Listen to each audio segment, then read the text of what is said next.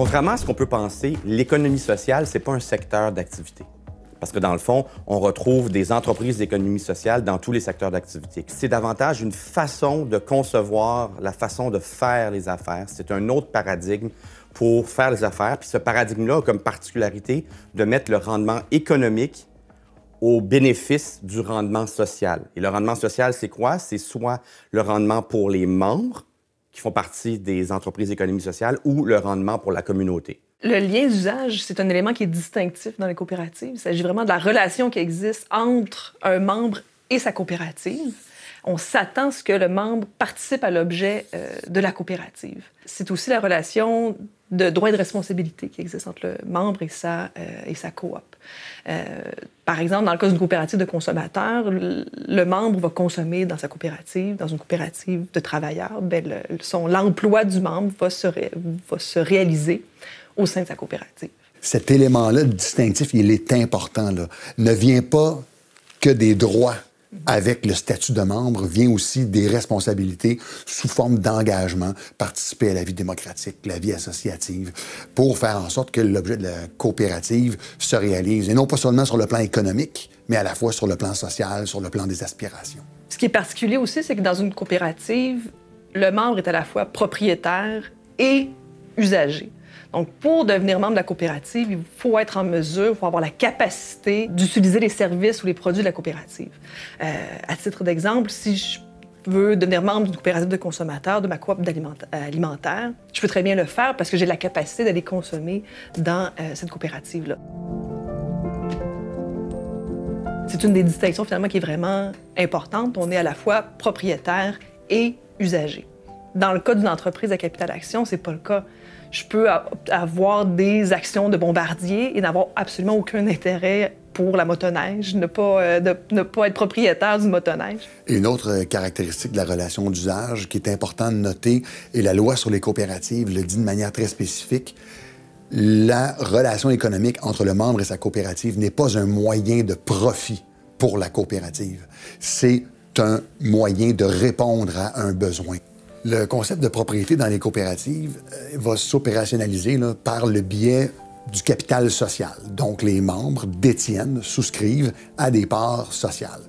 La part sociale permet, dans le fond, c'est votre droit d'utiliser les biens et services offerts par la coopérative. Vous êtes propriétaire en fonction d'une relation que vous avez avec votre coopérative. Vous ne pouvez pas disposer, comme bon vous semble, de la part en la vendant à votre voisin, par exemple.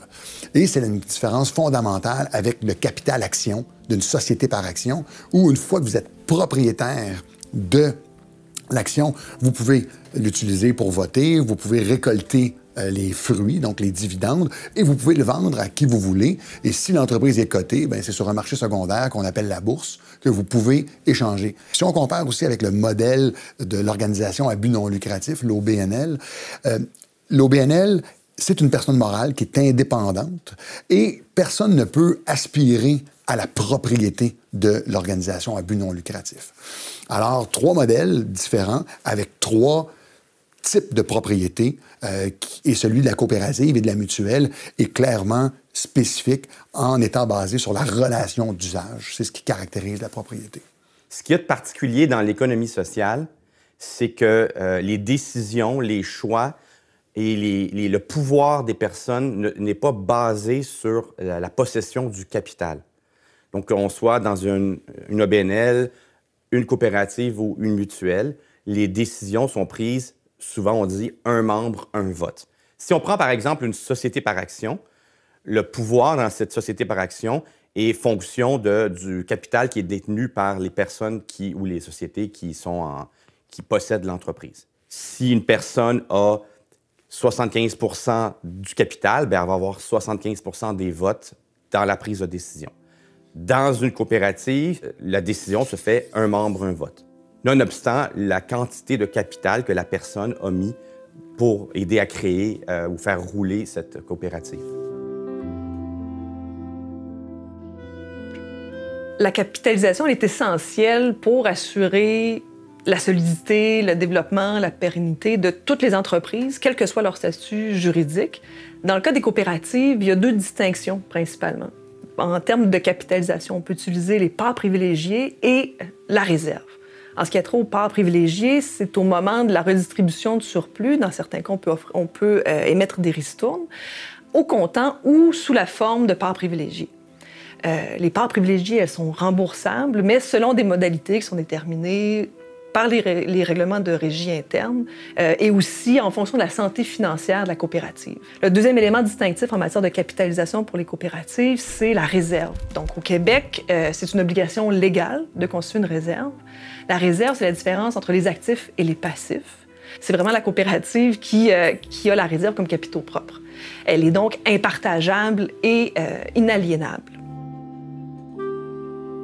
Dans une coopérative, quand il y a plus de revenus que de dépenses, on appelle ça des trop-perçus, des excédents ou des surplus, et on va les redistribuer sous le principe de l'équité. C'est-à-dire que ça va se redistribuer au prorata des opérations effectuées avec la coopérative sous forme de ristourne. Plus je vais avoir réalisé d'opérations avec ma coopérative, plus ma ristourne sera importante. On doit s'assurer d'avoir un équilibre entre la ristourne et la capitalisation aussi. C'est pour ça qu'on va s'assurer qu'on met suffisamment, qu'il y a des ratios qui sont respectés légalement pour s'assurer que la capitalisation et la réserve soient saines avant de pouvoir redistribuer des ristournes.